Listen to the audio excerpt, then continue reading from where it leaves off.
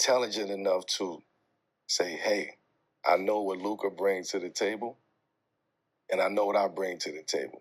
Here's what I'm going to do, and I'm going to complement what you do, right? So now Luka had to learn how to complement what Kyrie does. Right. Mm-hmm. So now it's a ping pong going back and forth of complimenting one another. And then you got pieces around that.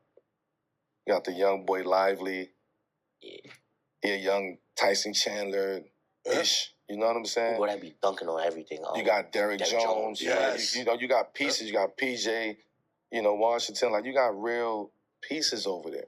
Mm-hmm. And I just think this is like a run that we seen when the year Dirk and them had it. Like, those 6 this runs. This is that. No, the year they won it. In 11.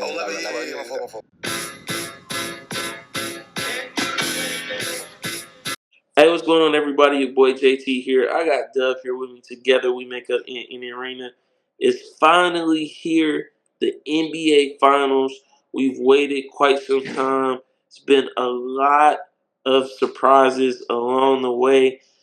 The Minnesota Timberwolves fell to the Dallas Mavericks. Unbeknownst to a lot of people, I don't think anyone really expected Dallas to make it this far. Again, all of the teams that they would have to overcome to get to this point. When you think about the defending champs and the Denver Nuggets, you think about a young, hungry team in the Oklahoma City Thunder, and then an even hungrier young team in the Minnesota Timberwolves. But here they are, Kyrie Irving, who was basically denounced from the league, thrown away, sent to Dallas. Nobody thought that him and Luka would be the combo that they are. On the other side, we got the Boston Celtics. If anything, this team was expected to be here. It almost would have been a failure if the Boston Celtics did not make the NBA Finals. So they lived up to the expectations in terms of getting here. But I think it's still a failure if the Boston Celtics do not leave with a banner this year. Celtics, Mavericks, Finals, Dubs team, we're here. What are your thoughts about what goes down in this NBA Finals matchup, and who do you have winning it?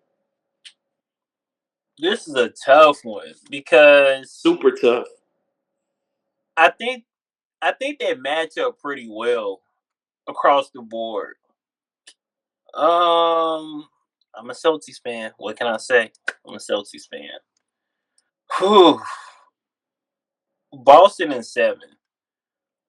Boston in 7. This is Boston's only clear path, in my opinion, to win the NBA Finals. Like, if you really think about it, if you look at how they just snowplowed through the Eastern Conference, they really haven't been challenged competitively. Yeah, they haven't. Haven't. So all the guys should be nice and fresh. And if Porzingis is able to come back from that wrist injury, Dallas could be in trouble. Porzingis is that X factor to me. And he has the ability to stretch the floor, and he can score at a high clip, and he used to play for the Mavericks. So he probably is familiar with some of the schemes. He might be able to give insight to players about how to guard Luka, which is really no way to stop him. Yeah, well, it can't be much insight there. You can't stop him, but can you contain him a little bit? Can you hold him to 28 points instead of 39, 40 points? Possibly. I don't know, man, but this is going to be a really exciting finals. I love Dallas. I love Kyrie. Kyrie is the epitome of someone that thinks on his own wavelength, and he doesn't waver, which I can respect as a man. And I like Luka. I like Luka's energy, his playing style. But at the end of the day, I have the Boston Celtics winning in 7. I love that analysis, Dub. I think about this in a couple different ways. On the Dallas side, we already know what Kyrie and Luka are going to do. Top 3 backcourt in NBA history, already solidified. Top 3 backcourt with those two in it. And in the closeout game in Minnesota, for them to put up the numbers they did, it just shows you that on any given night, if they're clicking, what a team has in store for it. I think the X factors on the Dallas Mavericks side are Derek Lively and PJ Washington. PJ Washington has got to knock down open threes. He was consistent in terms of the Western Conference Finals when given those opportunities where they needed him to hit those corner threes and knocking those down, averaging around I think three threes a game. Don't quote me on that. PJ Washington has been that trade that they made halfway through the season was perfect. They needed a consistent player, and he's done that. When you look at Derek Lively and what he brings to the team in terms of offensive rebounding and scoring in the paint, they're going to need that against the Boston Celtics because those second chance points will make all the difference when it comes down to crunch time, fourth quarter, and when they're trying to win a basketball game. They're gonna need him to make shots and play at a high level, and I think he's going to be able to do that. On the Boston Celtics side, it's crazy to say that an all NBA talent, one of the best players on the team is an X Factor, but Jason Tatum is the X Factor for the Celtics. Does Jason Tatum show up? There were a lot of games in the finals when they played the Warriors where I felt like Jason Tatum was hiding. He was hiding in the corner. He wasn't aggressive going to get the ball. He wasn't taking over the game. Now, maybe there's a little imposter syndrome there because you do have a Jaylen Brown to your Jason Tatum. So it's kind of like, whose team is it?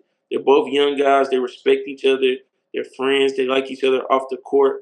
So I think a lot of times what we see is one not wanting to step on the other's toes. What we need to see in this series in order for the Celtics to handle business, to stand on business, and to take home their first championship as a team.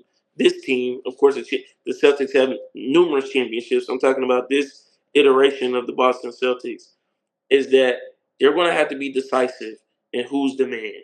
It can't be a question of who's Batman and who's Robin. Jason Tatum has got to be aggressive. He's got to channel that inner Mamba. I remember he wore the Kobe Bryant band when they were playing the Warriors. You didn't really represent for Kobe, JT. So I got to keep it real.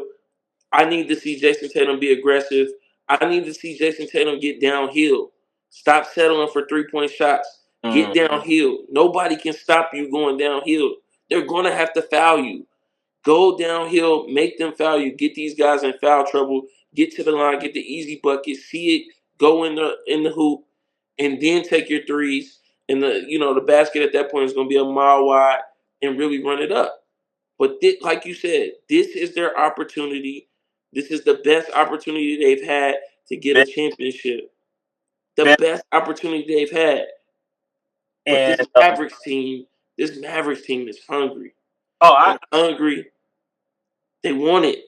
They want it. I gotta see the Celtics want it. I know the Celtics want it. so who do you have? Who do you have? I got the Mavericks winning this series, man. As much as I want to see the Celtics do it, I got the Mavericks in 6. I got Oh, the Mavericks in 6.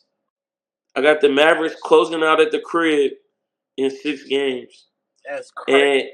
And and listen, Dub and I will be back. So maybe come game 3, I will say, hey, listen, the Celtics did what I said they needed to do, and it's a different story. But right now, even with the series against the Pacers, I didn't see enough. The Pacers were dealing with a lot of injuries. They swept them. They handle business. Listen, if Tyrese Halliburton wouldn't have got hurt, it wouldn't have. It would have been that could have went 6 or 7, easy, easy. Let's do this. Let's close this out on a positive note for the Celtics. Honorable mention: Derek White. Derek White has been balling. He's been balling. He has the most blocks on the team. Being a point guard, he's averaging approximately 18 points.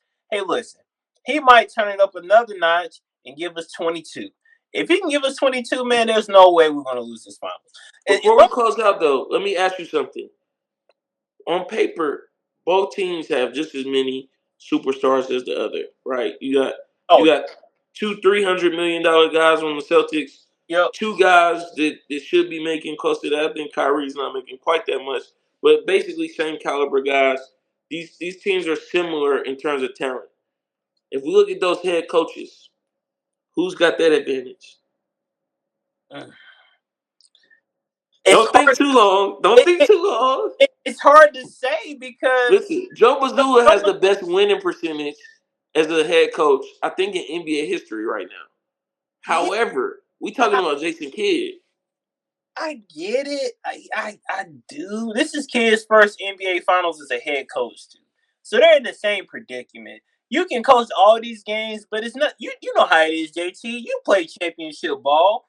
Like sometimes it's 0-0. Mm-hmm.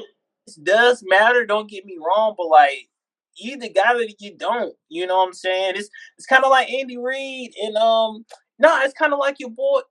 I don't know. I don't have the right analogy. Don't bring up the enemy.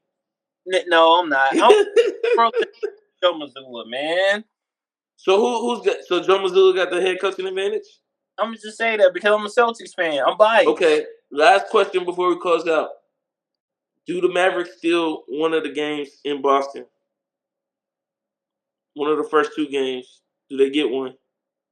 Did we lose at home at all in the playoffs? I don't think we did. I think y'all did because y'all closed out. Y'all closed out in Indiana, so I feel like y'all would have had to lose at home in order for that to They'll get happen. one. They'll get one.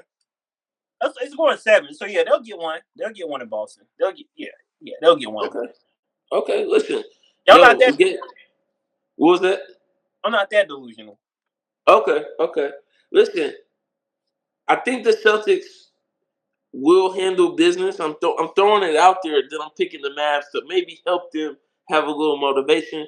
But we're excited. It's the NBA Finals. Listen, we only need three things from you guys. The CLS treatment, Mercedes-Benz is what we used to call it. But the CLS, comment, like, subscribe. We'll be back with more from me in the arena.